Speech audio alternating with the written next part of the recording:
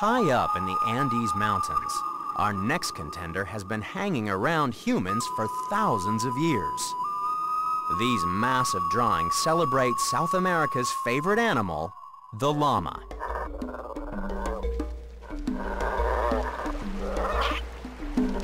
All llamas graze from sea level to 4,500 meters, and they produce one of the finest wool grades available.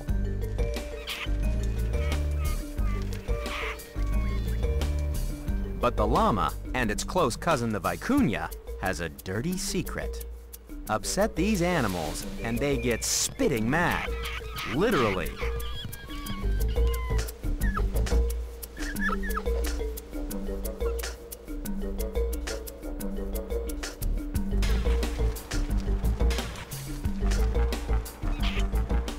Llamas can communicate a variety of angry messages simply by changing the content of their spitball.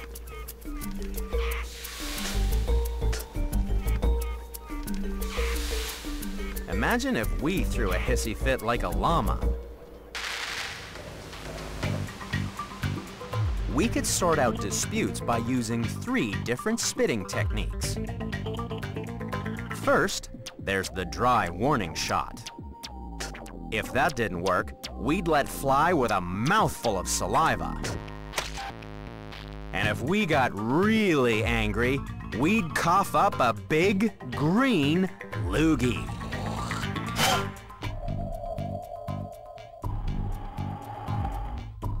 A llama covered in a mouthful of half-digested grass won't eat for the rest of the day.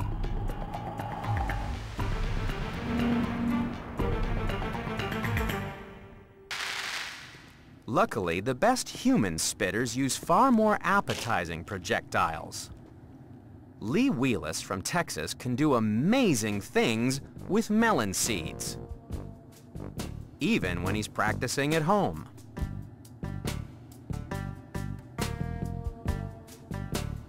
His driveway is just like the competitive seed spitting arena.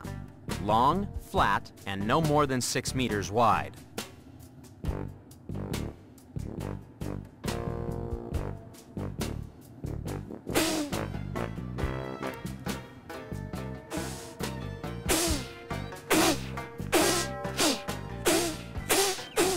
The best spitters can launch a melon seed nearly 20 meters. That's over 4 times the distance a llama can spit.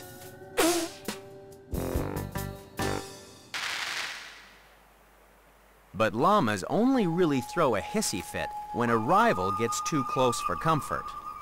During the breeding season, groups of wild bachelors roam into the territory of established herds. The dominant male will spend hours chasing away any unwelcome advances on his females. And when the boys don't get their wicked way, they spit their frustration.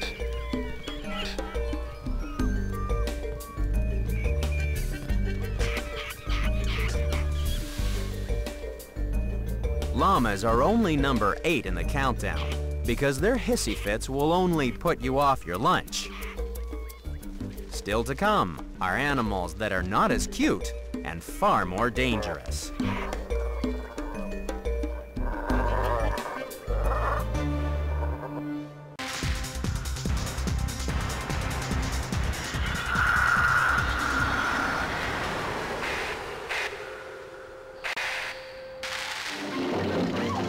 William Shakespeare once wrote a comedy about an angry young woman.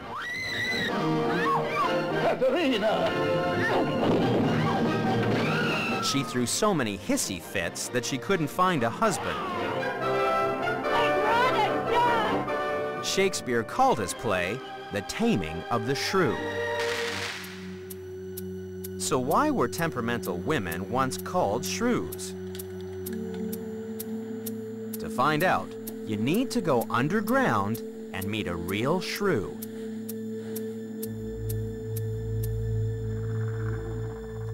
This tiny mammal really is feisty, as shrew biologist Dr. Joseph Merritt explains.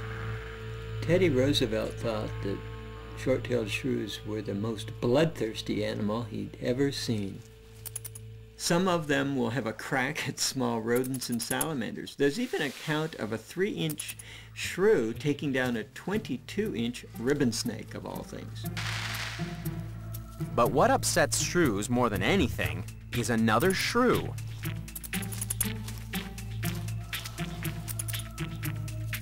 A rival could be looking to steal food, and these gluttons need all the food they can get. Every day they must eat 3 times their own weight or starve to death. Shrews can eat this much and never put on weight thanks to their incredible metabolism.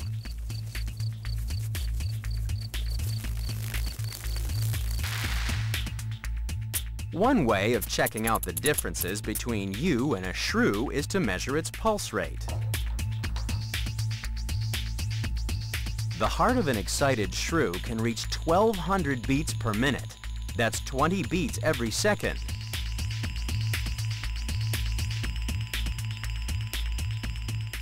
The average human heart only beats 60 times a minute, unless we lose our temper. When people get as mad as a shrew, not only does their heart rate increase, but so does the risk of developing heart disease. Researchers at Ohio State University have found that men and women with higher levels of hostility also showed higher levels of homocysteine, a blood chemical strongly associated with coronary heart disease. Researchers believe excess homocysteine can cause damage to the cells lining the walls of arteries, so hostile people are at greater risk of the heart problems that decrease life expectancy.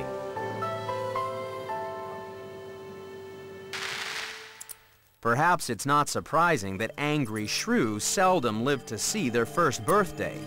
Their fast and furious lifestyle may lead to an early grave. But our next contender needs to be hot-headed just to stay alive.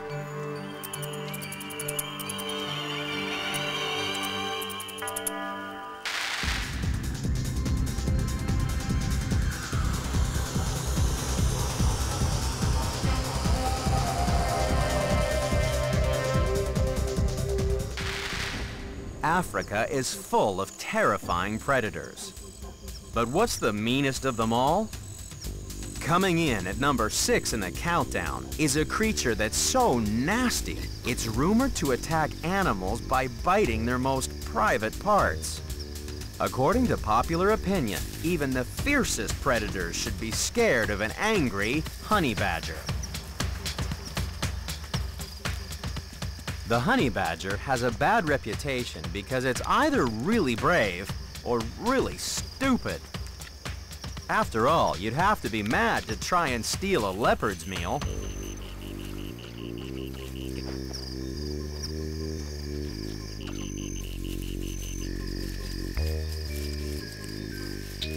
This badger's been caught red-handed.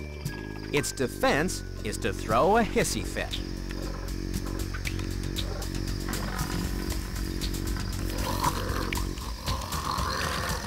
It screams, rattles its teeth, and even lets rip with a terrible stink from its anal glands.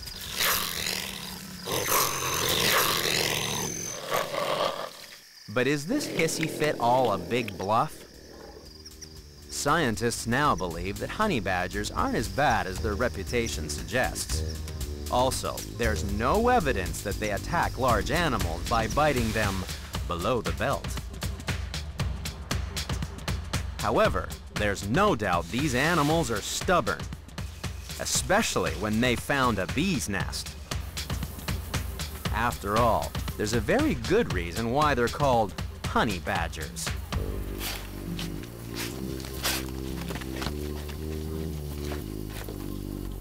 The only trouble is that bees don't give up their honey without a fight.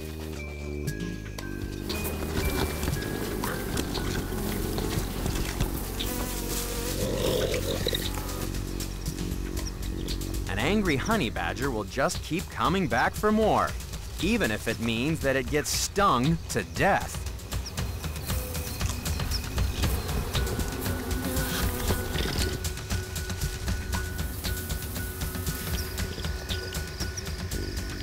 That's because the energy in a feast of honey makes it worth a few stings from furious bees.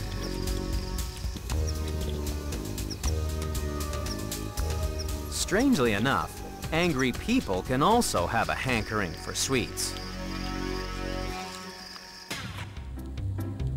Why is it that after a hissy fit, some people turn to sugary comfort foods? Sure you won't have one? Delicious.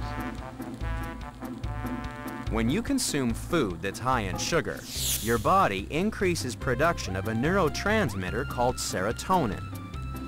This has been called the happy hormone because it regulates mood.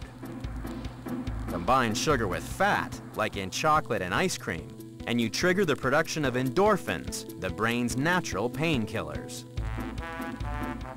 The only trouble is that if you overindulge, the feel-good chemicals in the brain may be counteracted by a stomach that feels bad. And while no amount of sugar seems to improve the honey badger's terrible temper, there's also nothing sweet about the contenders coming up in the countdown.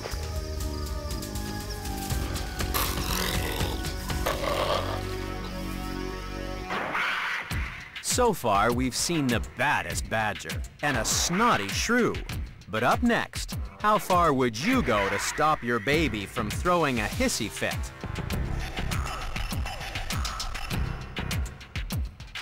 And why are these people beating up automobiles?